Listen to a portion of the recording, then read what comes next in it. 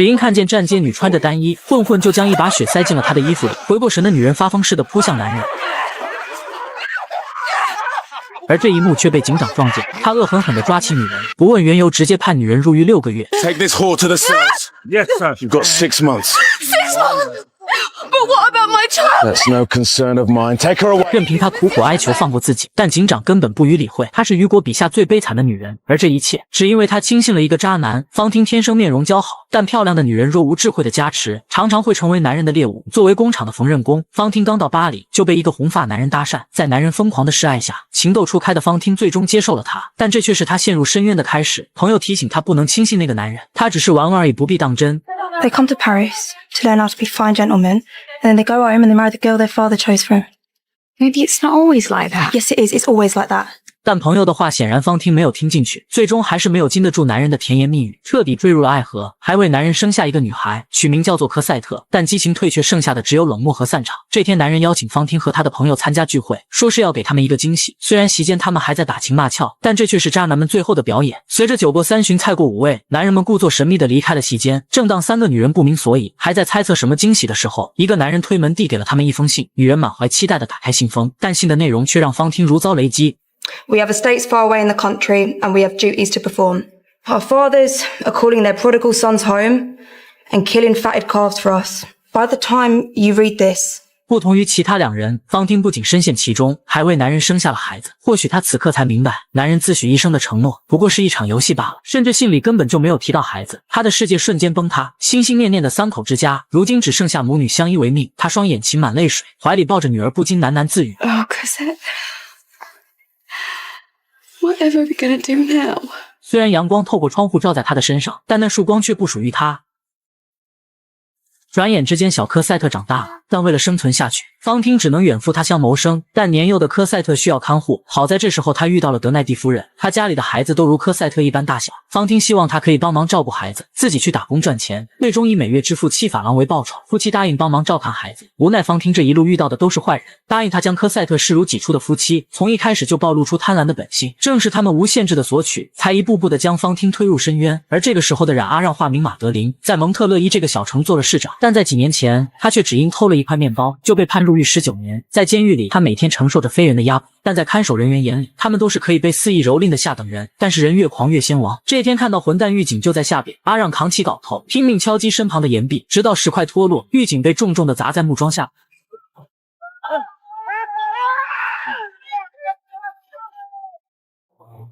上方的沙威目睹了一切，他冲下边呼喊救援，而阿让嘴角却撇出了畅快的微笑。眼见队友无法救出同伴，天生神力的阿让扛起重物，狱警最终获救。但沙威感觉自己的权威受到了亵渎，他自诩是正义的化身，随后便对阿让进行了灵魂敲打。 You saving that guard's life? Why? 他认为阿让的挺身而出只是为了减刑。沙威警告阿让，他的刑期还有12月，期间最好老老实实的，如果再犯到他的手里，他会让阿让把牢底坐穿。为了杀鸡儆猴，只因一名犯人走路撞了狱警，便被沙威下令击毙。自始至终，沙威一直盯着阿让，仿佛在说他才是这里的老大。就在这种特殊的照顾下，阿让终于等到了刑满释放的那天。沙威极不情愿地给他一张通行证，可上面却标注阿让是极度危险人物，路过每个乡镇必须向警署出示证明，随时报告自己的行踪。沙威故作轻佻地问道阿让是否还记得自己的名字？阿让面色铁青，大声说道 Jean Valjean!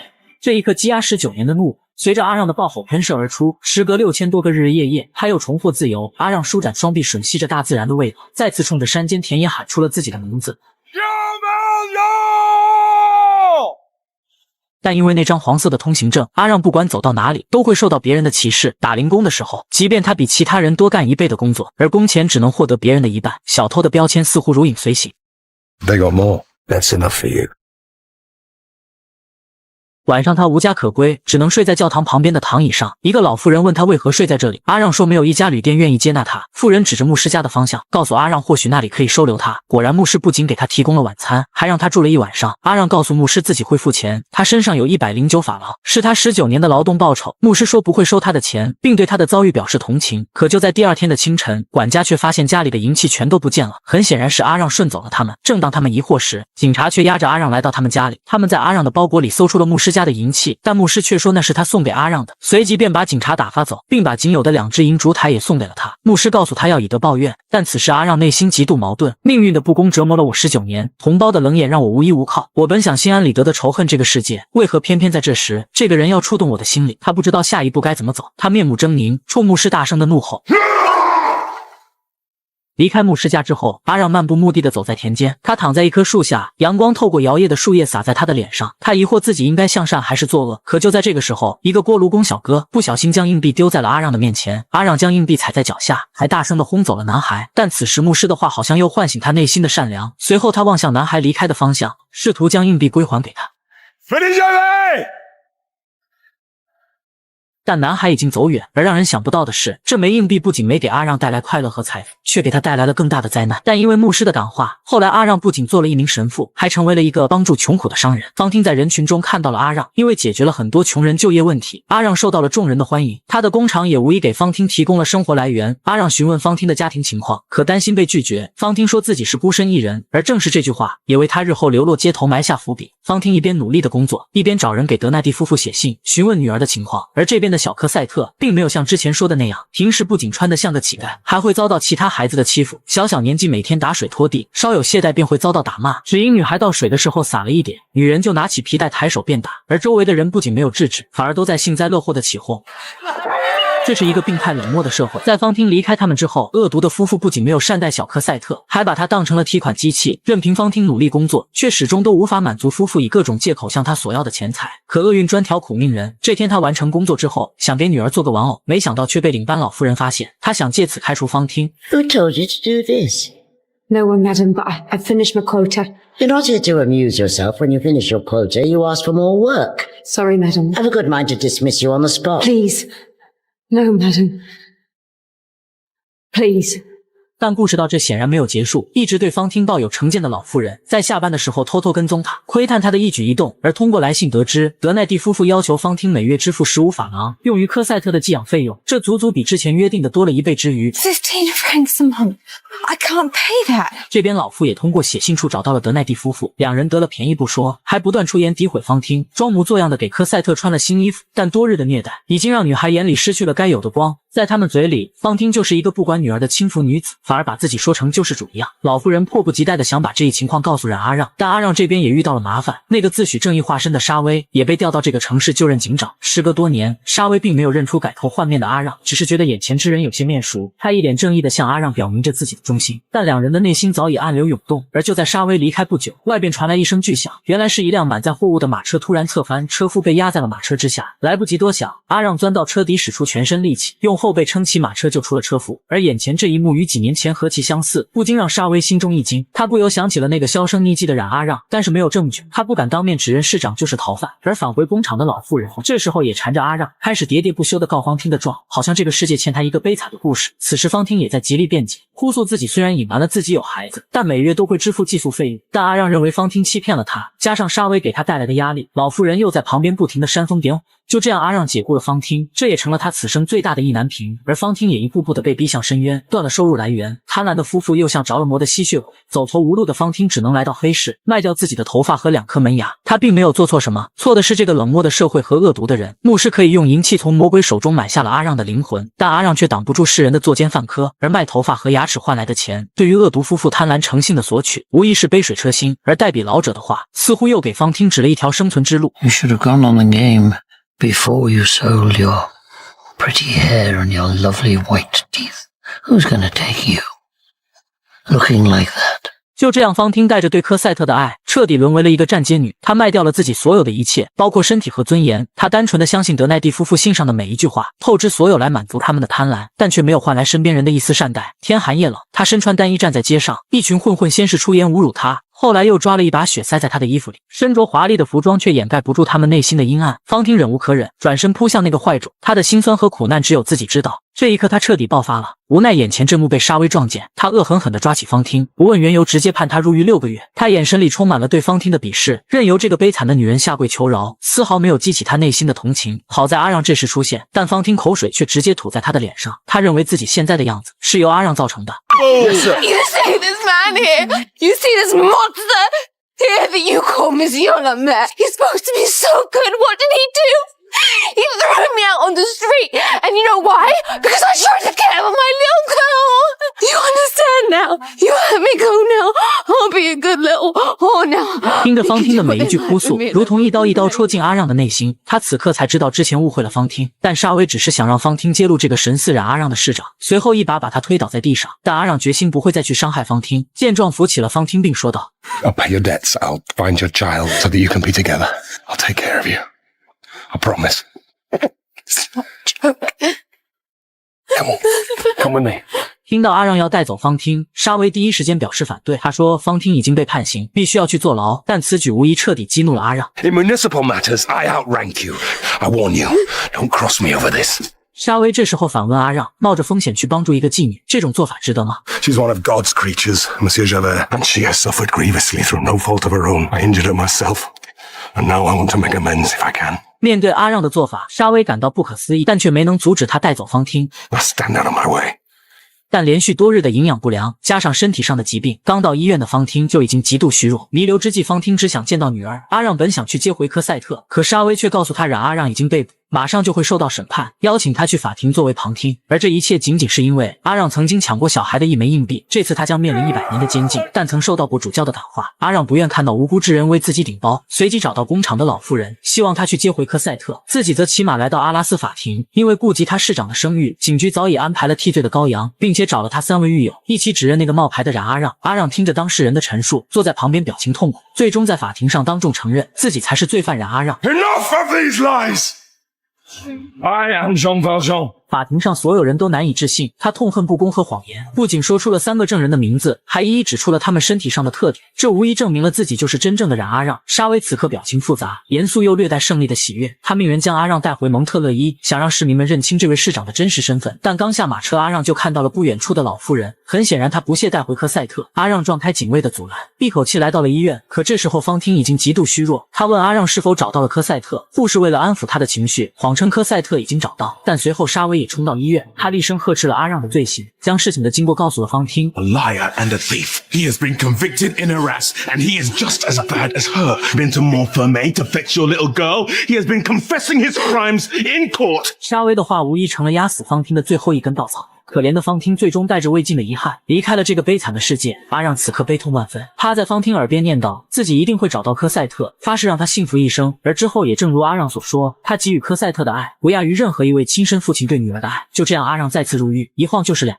但他一直没有忘记对方汀的承诺。在一个月黑风高的晚上，他再一次成功越狱，而此时的科赛特依然遭受着恶毒夫妇的虐待，只因打水途中多看了一回路边的娃娃，夫妇的藤条就落在了他的身上，自己的孩子却在旁边玩耍嬉笑。而此时的阿让在多方打听下，最终在一条河边找到了科赛特。面对眼前的女孩，他既欣慰又心疼。寒冷的冬日，女孩却只穿着一身单衣。 Don't be afraid, little one. I'm not going to hurt you.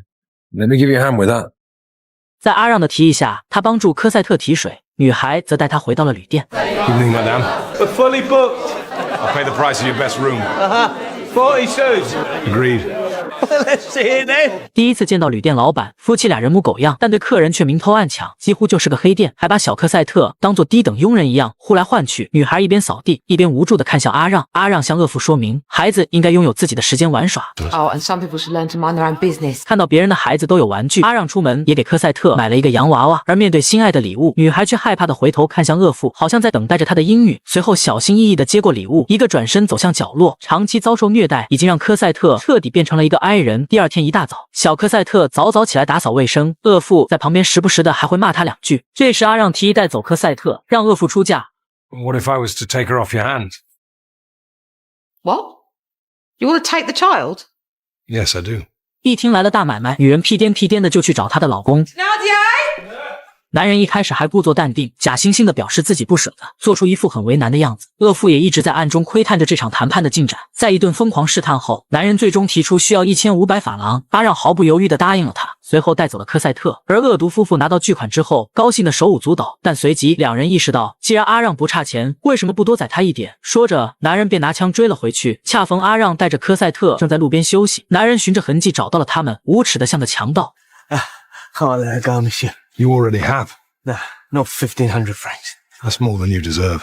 Her mother paid you well. And you treated her like an animal. You should be ashamed of yourself. 见阿让不肯加钱，男人随即掏出枪指向阿让。他自以为自己是参加过滑铁卢战役的英雄，但他显然低估了天生神力的阿让。说好的是来要钱，但好像没开始就已经结束了。阿让警告他不要再继续纠缠，否则会打爆他的脑袋。就这样，男人灰头土脸的拔腿就跑。一大一小两人也暂时过上了安静的生活，并在镇上租了一套房子。在这里，阿让给了科赛特无微不至的关爱。小女孩也第一次感受到可以不被别人打骂的生活，但父女两人安静的生活很快就被打破。房东老妇人对两人关系提出质疑。 And she's your granddaughter? Not much of a family resemblance. Well, she takes after her mother's side. 而这边随着调查深入，沙威来到了德奈蒂夫妇的旅馆。当他问到科赛特的情况时，男人又是一通胡说。 This child, not yours. No, well, a young woman who was passing through just left her with us. Said she was coming back, never did back. You could tell that she was. She sent you money for the child's board and lodging? Never, not a penny. We looked after that child out of the goodness of our hearts. 听到这里，沙威随即询问是谁带走了科赛特。可说谎成性的男人此时又装起了可怜。 Then, in the morning, he holds us up at gunpoint and goes off with the takings and the little girl. 但沙威对他的话显然是半信半疑。从邻居口中得知是夫妇卖掉了科赛特，沙威平生恨透了作奸犯科的人，随后派人收缴了夫妇的房子。两人积了半辈子的阴德，最终也得到了应有的报应。而沙威也马不停蹄地来到警署，并且根据阿让的五官特征，迅速做出了通缉的画像，随后告示贴满了大街小巷。而趁阿让外出的时候，房东单独找到了科赛特，询问两人到底是什么关系。虽然科赛特一口咬定阿让就是自己的父亲，但他眼神里的紧张让房东再次怀疑起阿让的身份。此时外出的阿让也发现了通缉自己的告示，房东老妇人也来到了警署报案。很显然，阿让要赶紧离开这里。果不其然，沙威一行人第一时间来到这里。好在阿让早有察觉，带着科赛特已经离开，但刚刚熄灭的蜡烛和来不及带走的娃娃表明两人并未走远。沙威透过窗户发现了阿让，接着追了出去，全力搜捕苦命的父女俩。他下令封锁所有的街道，势必要拿下这位老对手。此时阿让急中生智，用一根绳子暂时逃离了众人的追捕。但很快，沙威便发现了端倪，逮捕阿让只是时间问题。而这个时候的父女俩跌跌撞撞来到了一所修道院，院长呵斥阿让必须离开，这里禁止男性出入。阿让恳求他们可以收留一下科赛特，自己会离开这里。恰巧这时，一个修女认出了阿让，阿让告诉他怀里的女孩就是方汀的女儿，原来她就是当时照顾方汀的护工。他向院长说明阿让是个善人，曾经救助过很多穷苦之人。而言语之间，沙威带人已经来到了门外，情急之下，院长收留了他们，并强硬地拒绝了沙威搜查的要求。 Tell me your name and your business here, sir. My name's Inspector Javert of the Paris Police. We have reason to believe there's an escaped criminal here. This is a house of holy women. No man can enter. We answer to God here, sir, not to the Paris police. I must search this building. No, Inspector. No man has set foot in this convent for many years, nor will do. 就这样，院长像当年神父一样收留了阿让，还提议他可以做修道院的园丁。阿让感激万分，终于不用流浪了。而巴黎的另外一个富豪家里，一个老者正在教育自己的外孙，不仅骂他的父亲是一个混蛋，骂完还要让小孩重复一遍。What was it?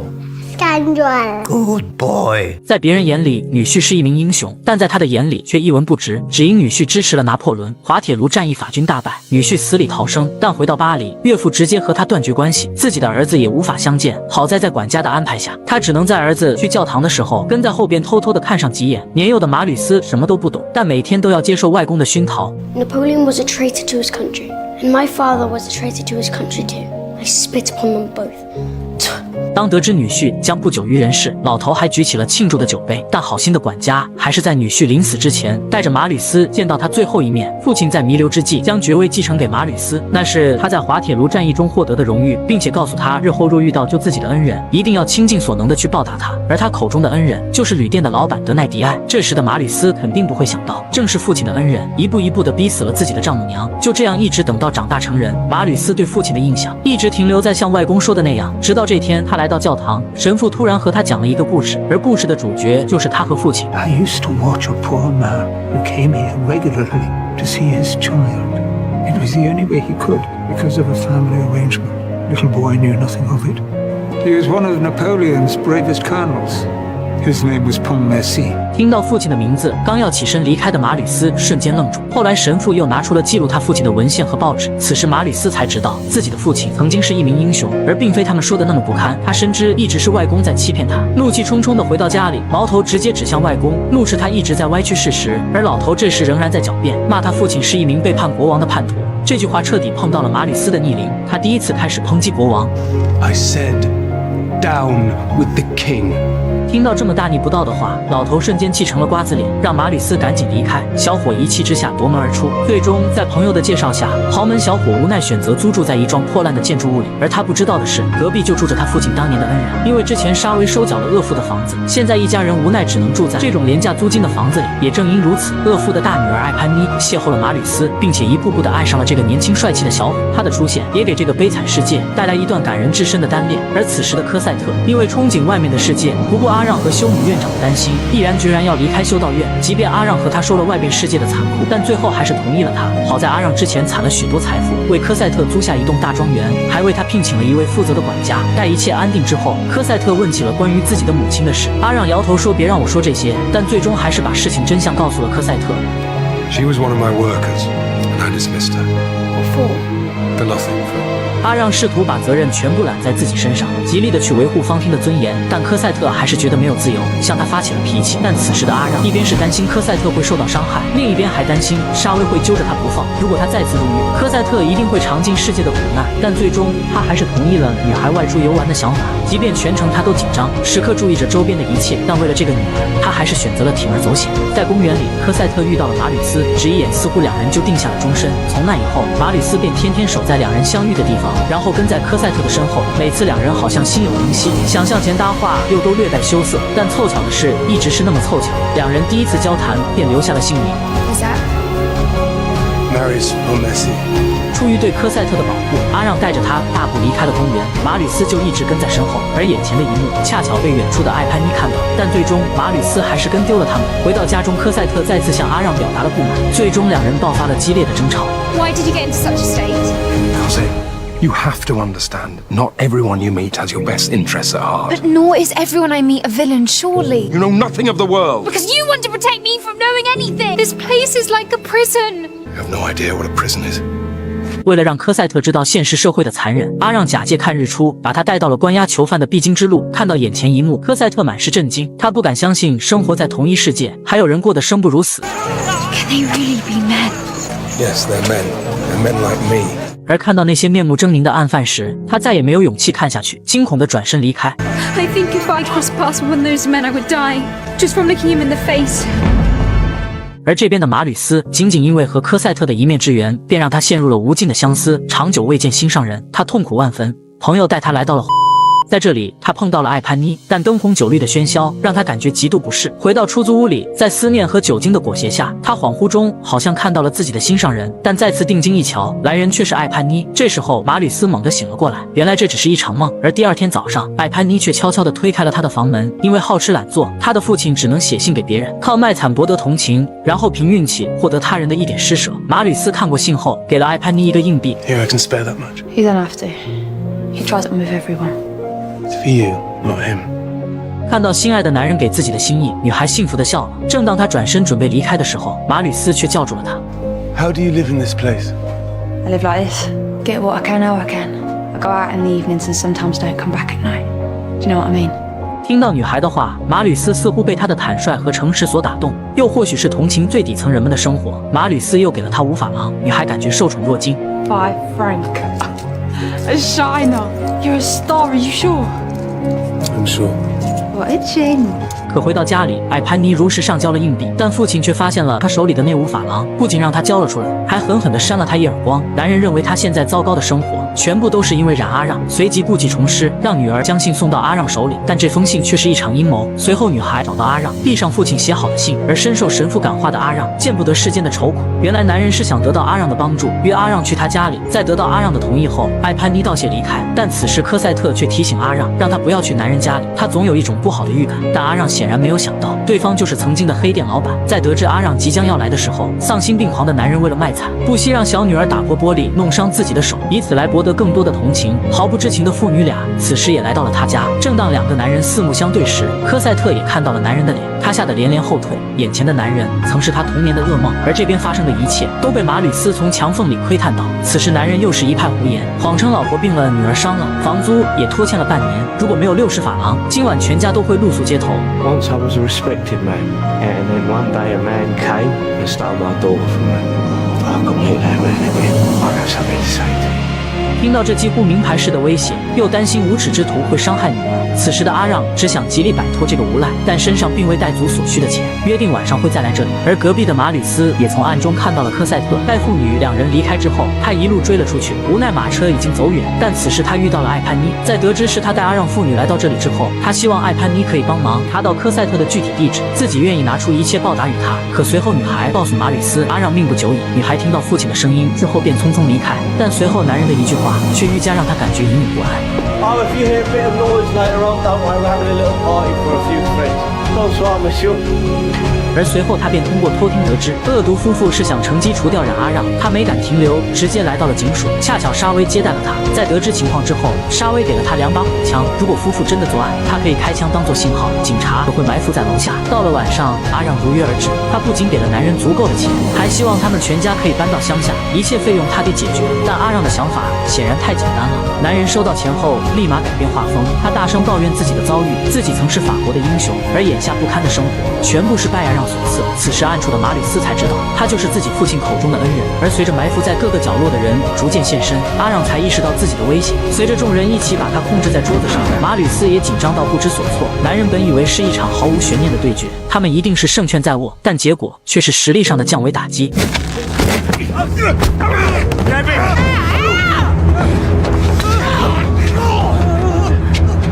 You could do anything to impress me. Look! 而此时阿让的疯狂彻底吓傻了众人。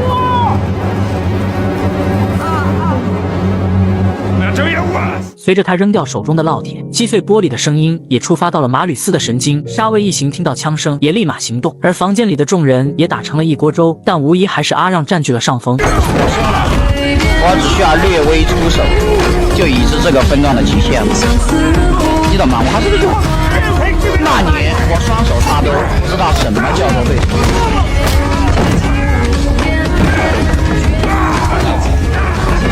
正当阿让战意正酣之时，警察破门而入，众人慌作一团。阿让也趁机逃到了窗外。随后，警察控制了所有人。Show me Mr. Real Prize, Inspector. 而听到男人的话，沙威并没有着急离开，而是在房间巡视了一番。阿让内心也极度慌张。此时，虽然沙威距阿让一步之遥，但最后还是离开了现场。经过审问，沙威得知逃走的那个人正是冉阿让，这个消息不禁让他振奋，发誓一定要迅速抓到阿让。手下提醒他，时下正值法国工人革命，他们工作重点应该是维护社会秩序。但这次沙威显然不会再次放过阿让，而这边的恶妇一家，除了小儿子，全部被关进了监狱，但2个女儿因为没有参与案件，最终被放了出来。而恶妇则因为袭警，喜提苦行僧一职。出狱之后的艾潘妮经过多方打听，最终得到了科赛特的具体住址。她急忙找到马吕斯，看到男人满面愁容，她迫不及待地想说出这个好消息。What? You just that young lady. Give it to me now. Take you there. 而马吕斯为了保护科赛特，让他发誓不能告诉自己的父亲。 You don't have to worry about him. He's locked up in jail. All the same, swear it. All right, I swear. 但他显然不知道，此时他的父亲已经逃出了监狱。为了再次报复冉阿让，他又要开始行动了。但阿让对一切毫无所知，他让科赛特待在家里，自己要出去一段时间。而这时，女孩也带着马吕斯来到了他心上人的家门口。马吕斯对他表示了感谢，以为女孩只是为了得到钱，但艾潘妮对他的心意，这一刻他显然还不明白。 Don't want your money. Don't you understand anything? 但马吕斯的心里只有科赛特，女孩只能心痛的离开。这一刻，他的爱是那么的卑微。随后，科赛特就在花园里发现了一封信，正是马吕斯的亲笔。在信里，他表达了对科赛特的爱，字里行间不禁再次让女孩内心抓狂。她终于知道了自己的心上人，也像她一样深爱着对方。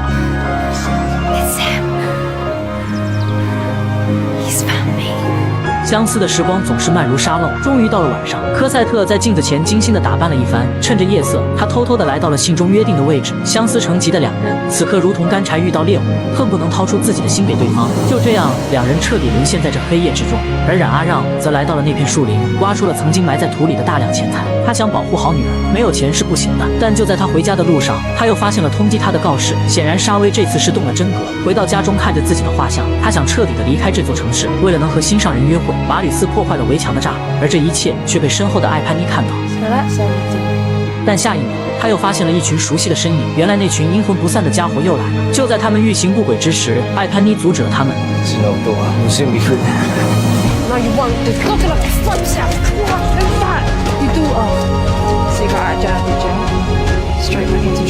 为了破坏他们的计划，女孩大声呼喊，而叫声也引起了周边的狗叫声。做贼心虚的三个人不得已只能选择离开，而此时的小情侣却在你侬我侬。这一幕却被艾潘妮看到，看到心爱之人心有所属，她无助地愣在原地。但随后她还是把父亲逃出监狱一事告诉了冉阿让。Listen, I've come to warn you. There's a gang coming to rob you tomorrow night. So you better move and sharpish. My dad's in the gang. 听了艾潘妮的提醒，第二天阿让来到围墙边上，果不其然，正如他所说，栅栏已被破坏，形同虚设。他深知再住在这里定有危险，随即打算马上搬家。但通过和科赛特的对话，他知道女儿一直在骗他。而陷入热恋的马吕斯，时隔多日也回到了家里，他把自己想和科赛特结婚的想法告诉了外公，但老头显然不知道他们是真心的，误以为外孙是一时冲动，说着拿出2000法郎让外孙去摆平科赛特。而听到此话的马吕斯自感纯洁的爱情受到亵渎，再次气愤地离开了家。而这边的科赛特为了能让心上人找到自己，偷偷地在信上写下了新的地址，还有1万句我爱你。随后便匆匆离开，和冉阿让一起搬到了新家。但不凑巧的是，这封信却被艾潘妮发现。爱而不得的他挣扎许久后，并没有把信交给马吕斯。男人对科赛特的不辞而别十分痛苦。心上人走后，他顿感失去了一切。而时下法国工人革命越演越烈，只能把满腔热情全部投入到革命之中。第二天起义的枪声打响，政府军和革命军在街头展开火拼。势单力薄的革命军边打边撤，大街两旁的百姓家中不断扔下桌椅板凳，试图阻拦政府军的进攻，帮助革命军撤退。待退至革命军基地前的小广场时，桌椅板凳已经堆成了一道防线。而此时的沙威为了抓住阿让，整个人像着了魔似的，穿着便服混进革命军中，想得到关于阿让的消息。不料被一个小男孩当场揭穿，沙威立即被抓了起来，稍后就将交予人民处决。但随后政府军又出动大量军警，起义军凭借统一的指挥和顽强意志击退了对方的第一次进攻。神父为了动员街道上的所有人奋起抵抗，不料被军警直接击中。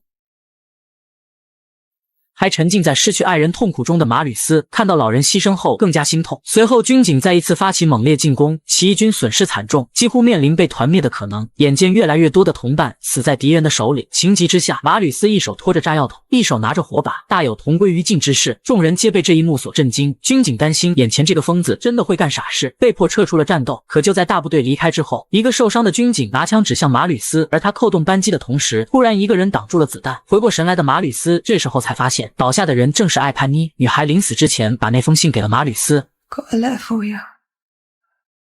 I didn't want you to get it, but now.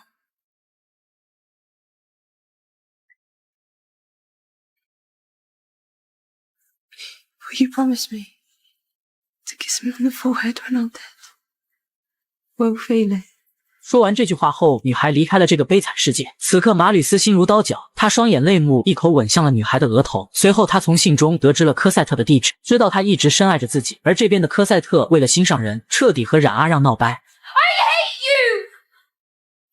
而阿让也发现他写给外界的那封信，自己的付出换回的是一次次的谎言。此刻他内心五味杂陈，愤怒、担忧、害怕、嫉妒、忐忑，各种情绪充斥着神经。就在这时，小男孩带着马吕斯的回信敲开了阿让家里的门。在看完信后，他并未通知科赛特，他决定去找马吕斯。这一刻他动了杀心，随后便带着匕首走向了黑暗。而起义军和军警的对抗还在进行，阿让刚到前线，便被这起义军的阵地就是一顿轰炸，起义军死伤惨重。眼见军警就要攻破阵地，阿让挺身而出，用一块床垫挡住阵地的缺口。众人也在他精神的感召下，再次拿起武器反抗。虽然他们成功击退了敌人，但是弹药即将用尽。这个时候，那个只认沙威的男孩为了捡战场上的弹药，擅自离开了阵地。他把自己彻底暴露在掩体之外，众人冲他高喊危险，赶紧归队，但男孩却全然不顾。最终，军警的火枪击中了他，马吕斯不顾危险冲了出去。抱起男孩冲回了阵地，而或许女儿可以托付于他。而这边的沙威正被五花大绑，正当革命军欲将其解决之时，阿让却请求这个机会可以让给他，自己想亲手干掉这个家伙。此时街上的军警最后一次发起进攻，但阿让却在革命军抵抗之时，偷偷地松开了捆绑沙威的绳索。黑警长看得一脸蒙圈。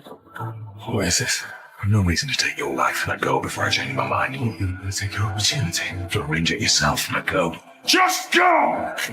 就这样，阿让撵走了沙威，但军警已经彻底冲破革命军的防线。这力量，马吕斯也在抵抗中身负重伤。好在阿让紧急时刻出手，眼见革命军的大势已去，阿让情急之中带着已经昏迷的马吕斯躲进了阴暗闭塞的下水道里。而革命军的青年们无一例外的全部倒在军警的火枪下。阿让扛着马吕斯艰难的穿行，在马吕斯身上，阿让找到了他的遗书，得知了他外公的住址。他扛起小火继续前行，可就当他们走到出口之时，一道他伸出手感受着外边的世界。偏偏就在这时，一声恐怖的笑声贯穿着黑夜，真是冤家路窄，原来是黑店老板。阿让瞪大眼睛，心想这次完蛋了。但好在爱财之人只想要钱，搜遍全身，阿让只有10法郎，虽然觉得很少，但他还是打开了铁门。最终阿让精疲力尽地救出了马吕斯。男人在一通骂骂咧咧之后，又回到了下水道里。正当阿让以为相安无事的时候，沙威带着警队出现在他的面前。阿让知道这次是在劫难逃，但他仍旧恳请沙威能将马吕斯送回家。出于一个警察的责任，沙威答应了他的请求。押送阿让回警署的路上，沙威问阿让：“那个年轻人是你的亲人吗？”阿让却说：“恰恰相反，如果他活着，他会夺走我的所有。”沙威再次陷入沉思。随后，阿让再次请求沙威可以同意他回家一趟，就几分钟而已。或许是为了报答阿让，亦或许被阿让刚才的话打动。回到家里，阿让看着沉睡中的科赛特，然后留下马吕斯的住址，又离家打算回到警局接受审判。但沙威的马车却不见踪影。小飞。这边的沙威回到警局之后，他找到下属，说了好多最近的感悟，然后写下了辞职报告。一个人来到了塞纳河的桥上，此刻他陷入深深的自我矛盾与自我怀疑之中。为何自己会放过冉阿让？为何他坚若磐石的心会颤抖？我们本不共戴天，却为何彼此饶恕？这一切都被浮于河畔的黑心老板看到，看着对自己穷追不舍的警察，此刻消失在眼前。他畅快地吐了一口口水。而昏迷许久的马吕斯在睡梦中又梦到那些并肩作战的队友，醒来之后他悲痛不已，但对科赛特的想念更如决堤洪水。随后便向外公提出了自己想结婚的想法，而老头也经过打听，得知科赛特是个好女孩，于是便欣然答应了外孙。时隔多日，祖孙俩还是选择了互相原谅，同意两人的婚事，并为女儿准备了60万法郎的嫁妆。阿让决定远走离开他们，因为他深知自己的身份仍在被抨击。面对马吕斯的不解，他只得将自己和科赛特的身世经历全盘托出。特殊的身份和不堪的过往，一旦自己背，必会连累科赛特。所以为了科赛特的幸福，自己只有消失。我原本就是一个农民，不属于任何家庭。 My first crime was to steal a loaf of bread. You see? You. Cosette's father. No, I'm not her father. She was an orphan. I found her. 阿让请求马里斯对科赛特永远隐瞒这件事，然后带着不舍与悲伤目送着女孩踏上幸福之路，自己则默默地选择了离开。而这一切又被黑心老板看到，他混进小两口的家，想趁机敲诈些钱财，还不忘将阿让的过往又告诉了两人。 He must have been the man that carried you home. You saved my life. 科赛特本想让马吕斯轰走男人，但没找自己的救命恩人，但阿让却已经离开。看着平时摆放的银烛台不见了，科赛特瞬间知道了他的去向。原来阿让来到曾经送他烛台神父的家里，两个年轻人再次见到阿让的时候，他已经苍老了许多。阿让告诉科赛特自己即将不久于人世，父女俩感动的相拥在一起。一对年轻人还是把阿让接到了身边住，但他却将油尽灯枯。临别之际，看着小年轻恩爱有加，也算完成自己最后的一桩心事，恕了他这始于苦难，终于爱和救赎的一生。在这坎坷的一生中，他受到过无尽的折磨，也得到过无私的宽恕，最终他救赎了自己的灵魂。世界已痛吻我，我却报之以歌。